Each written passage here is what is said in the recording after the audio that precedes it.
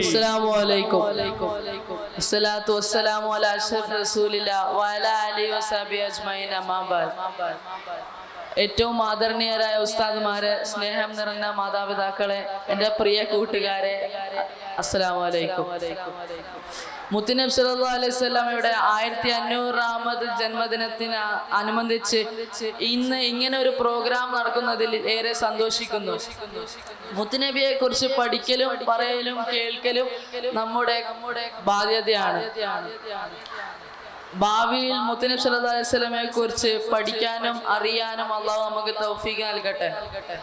ലോകത്തിലെ ഏറ്റവും വലിയ വിനയനായിരുന്നു മുത്തുനബി സല്ലല്ലാഹു അലൈഹി വസല്ലം. അങ്ങയുടെ വിനയത കണ്ട് പല അവിശ്വാസികളും ഇസ്ലാമിലേക്ക് കടന്നു വന്നിട്ടുണ്ട്. പല വേളകളിലും രാത്രി കാലിൽ നീര് കെട്ടി വീർക്കോളം നിസ്കാരം നിർവഹിക്കുന്നത് കണ്ടപ്പോൾ ആയിഷ റളിയല്ലാഹു അൻഹ ചോദിച്ചു, അങ്ങയുടെ മുൻ കഴിഞ്ഞതും വരാനിരിക്കുന്നതുമായ എല്ലാ പാപങ്ങളും അള്ളാഹു പുറത്തു തന്നതല്ലേ, പിന്നെ എന്തിനാണ് ഈ പ്രയാസപ്പെടൽ?